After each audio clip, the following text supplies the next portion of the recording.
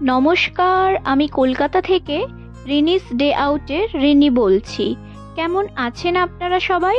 আশা করি আমার সকল দর্শক বন্ধুরা ভালো আছেন। সকলের সুস্থতা কামনা করে একটা নতুন দিনের শুরু করেছি একটা নতুন ব্লগের সঙ্গে।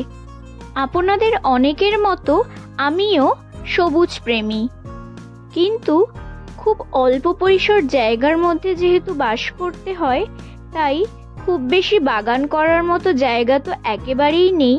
তাই যেখানেই এক হাত দু হাত জায়গা পাই, দু একটা টব বসিয়ে ফেলি।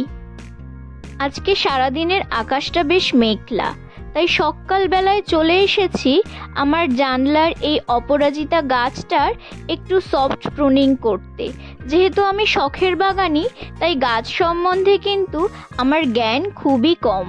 ওই যখন নার্সারিতে যাই, তখন নার্সারির দাদাদের কাছ থেকে জেনে আসি কোন গাছটার কিভাবে পরিচর্যা করতে হয়। এই শিউলি গাছটা একদমই ছোট নিয়ে এসেছিলাম, কিছুটা বড় হয়েছে, দেখি কোন বছর ফুল পাই। কয়েকদিন আগেই গাছগুলোতে অনেকটা সার দিয়েছি। যেই দাদার কাছ থেকে সার নিয়েছি, উনি বললেন এই সারগুলো দিলে নাকি আর 6 মাস মতো সার দিতে হবে না। দেখা যাক। শীতকালের পাতা কিন্তু সব ঝরে গেছে গাছের, আর দিন 15 বাদে এবার কিন্তু সব গাছগুলো কেটে ফেলতে হবে, তবেই নতুন পাতা আসতে শুরু করবে। এই যে আমার শখের মাধবীলতা অনেকখানি বড় হয়ে গেছে, প্রায় জানালাটা ছুঁই ছুঁই। টেবিল পাম্পটা রোদে দিয়েছিলাম, রোদের তো দেখা নেই, তাই ঘরে নিয়ে যাই। এই যে এই টগর গাছটার ডাল আর জবা গাছটার ডালটা কাটিং লাগিয়েছিলাম, অনেকখানি বড় হয়ে গেছে। আর সকালবেলায় দেখুন মিস্টার সেনের ফল দিয়ে পুজো সারা হয়ে গেছে, আপনাদের সঙ্গে একটু শেয়ার করলাম। চলুন তবে এবার যাওয়া যাক রান্নাঘরে। সকালবেলায় আমি জ্যান্ত কাতলা মাছ রিং রিং পিস ভেজে রেখেছি, আজ হবে পেঁপে দিয়ে মাছের ঝোল। এবার কেটে নিচ্ছি দুটো পেঁয়াজ, কুচিয়ে ফেলছি। আর নিচ্ছি ধনে পাতা, ধনে পাতাটাও কুচিয়ে ফেলছি। ধনে পাতার একটু বড়া করব। এই ধনে পাতাগুলো মিস্টার সেন নিয়ে এসছে মেজদা ভাইদের বাড়ি থেকে। কালকে মাকে দেখতে গিয়েছিল ও দাদা ভাইদের বাড়িতে। দিদি ভাই এগুলো জমি থেকে তুলে দিয়েছে, তাই ভাবলাম যে আগের বারে যে ধনে পাতাগুলো নিয়ে এসছে সেগুলো মাছের ঝোলে দিয়েই খেয়েছি, এই বাড়িরগুলো বড়া খাই। বেশ অনেকটা ধনে পাতা, অনেকগুলোই বড়া হবে। আমি কিন্তু ধনে পাতা বা যে কোনো বড়া করলে কি করি, খুব একটা জল দিই না, তাহলে কিন্তু অনেকটা বেসন দিতে হয়। তাই একটু বেশি করে চালের গুঁড়ো দিই, এতে কি হয় বেশ মচমচে হয়, খেতেও ভালো হয়। আর অল্প বেসন দিই, জল একেবারেই দিই না। ওই ধনে পাতাটা ধুতে যেটুকু জল গায়ে লেগে থাকে ওইটুকুই। ব্যাস, এবার মাখা হয়ে গেছে, এবারে ভেজে ফেলবো। আমি একদম শ্যালো ফ্রাই করব, ডিপ ফ্রাই করব না। শীতের সময়ে ঝিরিঝিরি করে বাঁধাকপি কুচিয়ে এইভাবে বড়া করলেও ভীষণ ভালো স্বাদ হয়। আর ফুলকপির বড়া তো ভালো লাগেই, সে শীত হোক বা গরম। আর এইদিকে আমার মাছের ঝোলও রেডি হয়ে গেছে। এইসব সাধারণ ঘরোয়া রান্না আমার চেয়ে আপনারা বেশি ভালো জানেন, তাই আর বিস্তারিত দেখিয়ে ভিডিওর লেন্থ বাড়ালাম না। গল্প করতে করতে এদিকে আমার বড়া ভাজাটাও হয়ে এসছে, নাবিয়ে নিলাম। বড়া ভাজা কিন্তু একবারে শেষ হয়নি, আর এক খোলা চাপাতে হবে। এত মুচমুচে হয়েছিল আমরা আর থাকতে পারলাম না। নাবিয়েই আমি, মিস্টার সেন, দিদি সবাই দুটো দুটো করে খেয়ে নিলাম। শীতের কলকাতা মানেই মেলা, তাই বিকেলবেলায় একটু রেডি হয়ে আমি, মা, ভাই আর সায়নী 4 জন মিলেই বেরিয়ে পড়লাম মেলায়। গিয়েছিলাম রাজ্য খাদি মেলায়, আয়োজিত হয়েছিল তালতলা মাঠে, ইডিএফ গ্রাউন্ড।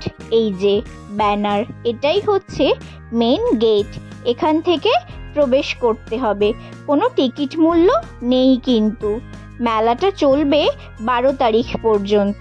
আপনারা যারা যেতে চান তারা কিন্তু অবশ্যই যেতে পারেন, এখনো অনেক দিন থাকছে। এই মেলার খাদির সম্ভার আপনার মন কাড়তে বাধ্য। আর আমার ভাই, খাদি মেলাই হোক, বই মেলা হোক, বাণিজ্য মেলাই হোক, যাই মেলাই হোক, ও আগে যাবে হচ্ছে ফুড স্টলে। ও আগে খাবে, তারপর যদি হাতে সময় থাকে ঘুরবে, না হলে খেয়ে দিয়ে বাড়ি চলে যাবে। ও এখন এসেছে ফুড স্টলে, পিঠে খাচ্ছে, মনে হয় রসবড়া নাকি খেয়েছে, পিঠে পুলি খেয়েছে, খেয়ে তারপরে বাকি মেলাটা ঘুরেছে। এই মেলাটা মূলত ছিল খাদি মেলা, তাই এখানে যে সমস্ত ধরনের শাড়ি অ্যাভেলেবেল ছিল তেমনটা একেবারেই নয়। এখানে মূলত সিল্কের শাড়ি বেশি পাওয়া যাচ্ছিল, একটু ভিন্ন স্বাদের শাড়ি এখানে ছিল, যেমন ধরুন Murshidabad silk, Bhagalpuri silk, tussar base sari যেগুলো, সেই ধরনের শাড়ি এখানে বেশি ছিল। খাদির এখানে সম্ভারটাই বেশি পাওয়া যাচ্ছিল। আমি একটু অল্প শেয়ার করেছি আপনাদের সঙ্গে যে এখানে কী ধরনের জিনিস পাওয়া যাচ্ছিল। এখানে একটু এলিগেন্ট লুক, একটু সফিস্টিকেটেড লুক, যারা একটু কর্পোরেট লুক পছন্দ করেন সেই ধরনের শাড়ি এখানে পাওয়া যাচ্ছিল। এখানে কিন্তু তাঁতের শাড়ি বলুন বা একটু রংচঙে শাড়ি, বেনারসি টাইপের শাড়ি, এই ধরনের শাড়ি এখানে একদমই ছিল না। বিশেষত এখন হ্যান্ডলুম শাড়ির প্রচলন খুব বেশি। হ্যান্ডলুম টাইপের শাড়ি যারা খুব পছন্দ করেন সেই ধরনের শাড়ি বিশেষ একটা আমি এখানে দেখিনি। তবে এই মেলায় যে শুধু শাড়ি পাওয়া যাচ্ছিল তেমনটা কিন্তু একেবারেই নয়। এই মেলায় শাড়ির পাশাপাশি বিভিন্ন ধরনের ব্লাউজ, কুর্তি, জামা কাপড়, ছেলেদেরও বিভিন্ন জিনিস পাওয়া যাচ্ছিল। ছেলেদের পাঞ্জাবি, ছেলেদের শার্ট, ছেলেদের জামা, পাজামা, বিভিন্ন কিছু এখানে পাওয়া যাচ্ছিল, মানে পাওয়া যাচ্ছে। তার সাথে সাথে দেখুন এই যে আমার ভাই আর সায়নী মা আচার কিনছে। এই যে দেখুন ফটো ফ্রেম আছে সাইড বাই সাইড, এই যে বিছানার চাদর রয়েছে, এগুলো কিন্তু পিওর কটন। সুন্দর সুন্দর ফটো ফ্রেমের দোকান আছে, ঘর সাজানোরও কিছু টুকিটাকি দোকান আছে। পাশাপাশি আপনারা পেয়ে যাবেন হস্তশিল্পের ছোটোখাটো কালেকশন। এই যে বাচ্চাদেরও কিন্তু এখানে জিনিস আছে, সমস্তটাই কটনের, খাদি মেটেরিয়ালও রয়েছে। তার সাথে সাথে এই যে ঘর সাজানোরও টুকটাক জিনিস পেয়ে যাবেন, যেগুলো আমরা সচরাচর মেলায় গেলে দেখতে পাই। সাথে আছে সুন্দরবনের খাঁটি মধু, আর পাশের ভদ্রলোক বেচাকেনা করছেন মশলা, মানে গুঁড়ো এলাচ দেখেছি, গুঁড়ো গরম মশলা, সাথে আছে লঙ্কা, হলুদ, জিরে, ধনে, সমস্ত কিছু উনি একদম ঘরে গুঁড়ো করে নিয়ে এসেছেন। আর এই যে মাটির জিনিসপত্র, মাটির বাসনকোসন যেগুলো এখন খুবই ট্রেন্ডিংয়ে আছে, সেগুলোও পাওয়া যাচ্ছে। আর এই ল্যাম্পশেড, এগুলো তো এখন সবাই ঘর সাজানোর জন্য খুবই পছন্দ করেন। সুতির খাদি কাপড়ের ওপর এখানে পাওয়া যাচ্ছিল কাজ করা bedsheet, bed cover, pillow cover, এই ধরনের বিভিন্ন জিনিসপত্র। এই মেলায় ছিল একটা মিষ্টির কাউন্টার, যেটা আমাদের ভীষণ ভালো লেগেছে। আমরা কিন্তু অনেক মিষ্টি খেয়েছি ওখান থেকে। এই যে এই মিষ্টির দোকানটা, এটা সম্ভবত ওই নবীনচন্দ্র দাস বা নলিনচন্দ্র দাস এরকম কিছু একটা ছিল। তো যাই হোক, মিষ্টির কোয়ালিটি ভীষণ ভালো ছিল। আমরা বাড়ির জন্য ফেরার পথে মিষ্টি নিয়ে এসেছিলাম, আর আসার সময় আমরা রেস্টুরেন্ট থেকে খাবারও বাড়ির জন্য পার্সেল করে নিয়ে এসেছিলাম। তো ওভারঅল দিনটা আমাদের বেশ ভালোই কাটে। তো আজকের মতো তাহলে ব্লগটা এখানেই শেষ করছি বন্ধুরা। যদি ব্লগটা ভালো লেগে থাকে তাহলে অবশ্যই একটা লাইক করে আমাকে মোটিভেট করবেন, আর আমার চ্যানেলটা সাবস্ক্রাইব করে আমার পাশে থাকবেন। আপনারা এতক্ষণ দেখছিলেন ড্রিনিস ডে আউট।